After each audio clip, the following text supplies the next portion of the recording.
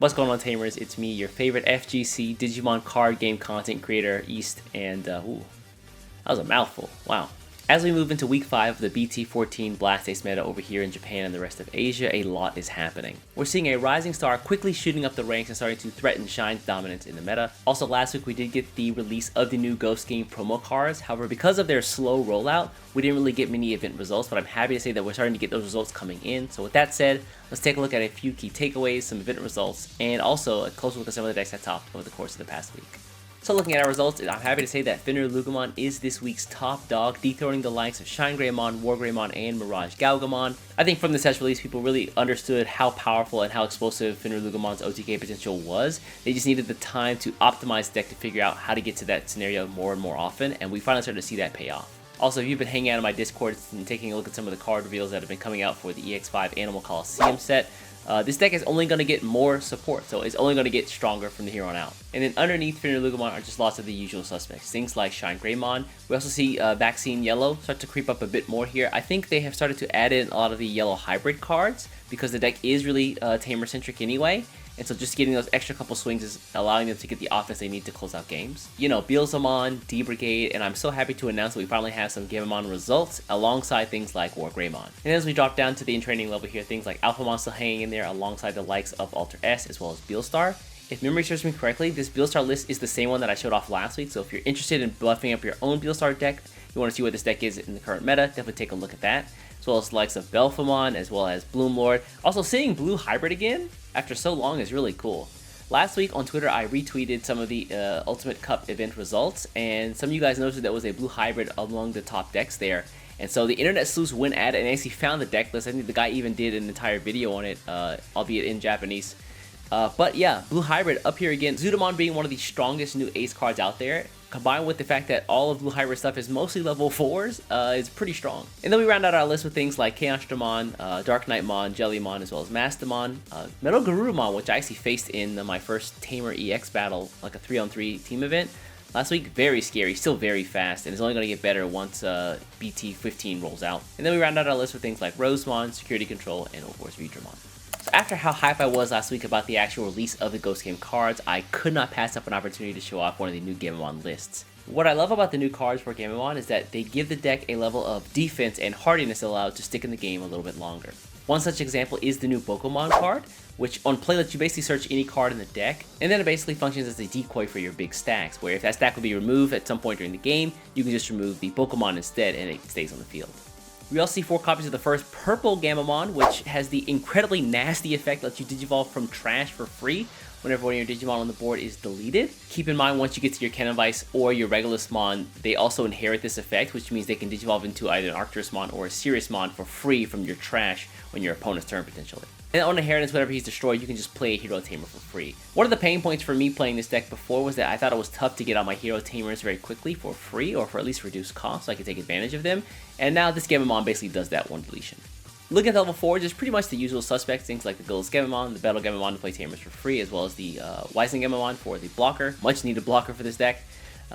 Keep in mind that this Gillis Gammamon here is the Rising Wind Reboot Booster reprint. The limited set for the Ghost Game cards that released last week did include some reprints of cards that were already in circulation, and this is just one example. You also see another example in the level 5 Canonvice-mon. This is the Rising Wind Reboot Booster Canonvice-mon as well. So he's the one who lets you basically warp Digivolve from 3 to 5 if your Gammamon has something in its sources already. Alongside him, we do see the new Regulusmon Ace, which is a fantastic defensive card in lots of different ways.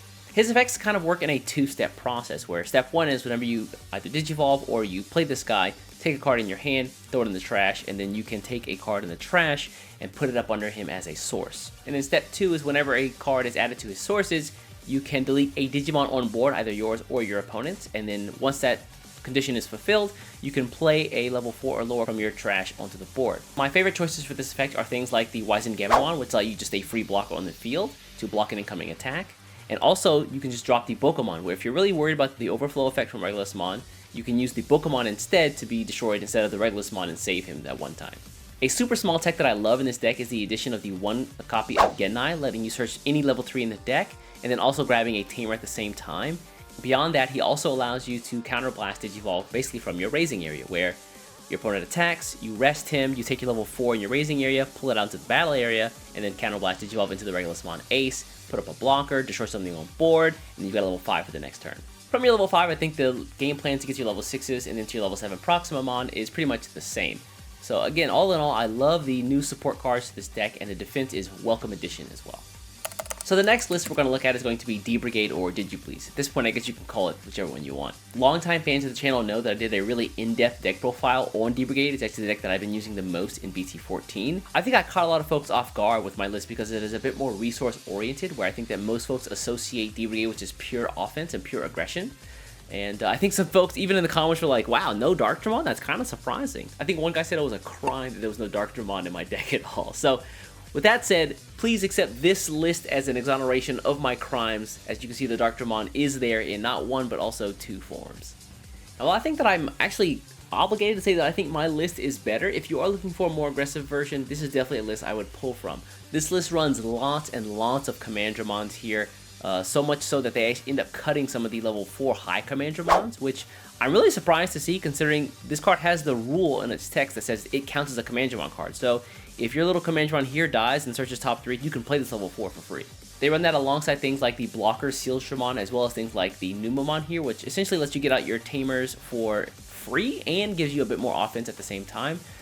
And of course, the most important level 4 for this deck probably going to be the Sealsdramon.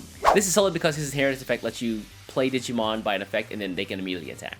Alongside the staple Cargo-Dramon, this list also runs 3 copies of the Tankdramons, which again are just kind of like the Cargo-Dramon lights in my opinion.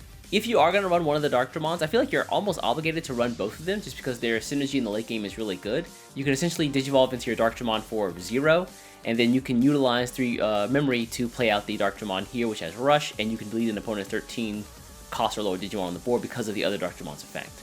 And finally, I like the inclusion of the DG Dimension card here because it's just a really good check to ShineGreymon, which we talked about before is like the top dog right now. Being able to de-Digivolve 3 things one stage, and then after that wiping out 3 cards that have 6000 DP or less, essentially erases ShineGreymon's OTK potential if this card is checked in security. And then to continue our Dino Gaming trend, another list we're going to look at is going to be WarGreymon, where I think that a little more than half the decks that I've seen are pretty much in the black WarGreymon camp now, being a bit more defensive oriented. I wanted to show off lists that was a little bit more offense oriented to show that this is still something that's possible in the game. The low levels for this deck are pretty much set at this point with the BT12 Agumons, as well as the Agumon X antibody, and the new BT14 Agumons, which essentially allow you to Digivolve at a memory gain.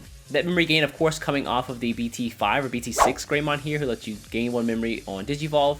And if you have a Titanium on board when you play this little Agumon out here, it's going to happen for free, which means you're just going to get the +1 memory off of the Digivolve. Alongside him are going to be the Greymon cards that either allow you to gain Security Attack Plus or lets you play a Tamer for free. And then, of course, the Greymon X antibodies providing the much-needed defense you need. Keep in mind, this Greymon X antibody here is just the alt art from some of the Tamer events that have been happening.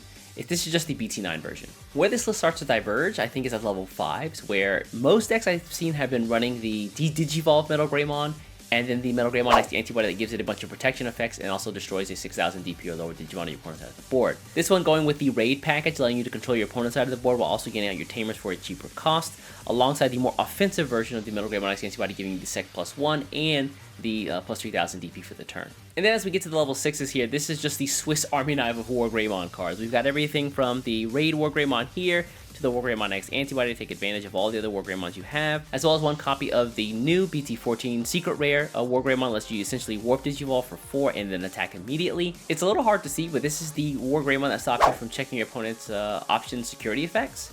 And with as much security control as there is running around right now, this is actually a really nice safety pick. And then around at the top side here, we got things like the WarGreymon ACE card, which is just a defensive tech for the deck. You'll notice this deck also runs 0 copies of cards like Hades Force, as well as things like Cool Boy, instead of going with a full resource red package and things like the offense training card and the red memory boost. And so yeah, just a really aggressive Greymon list here.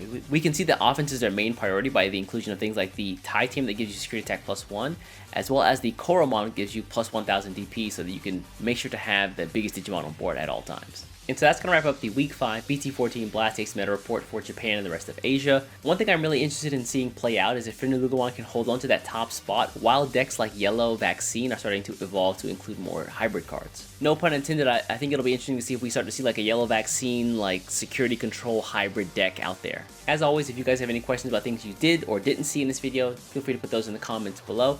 I'm going to get out of here. Before you get out of here, do me a favor, hit the subscribe button, and I'll catch you in the next one. Take care.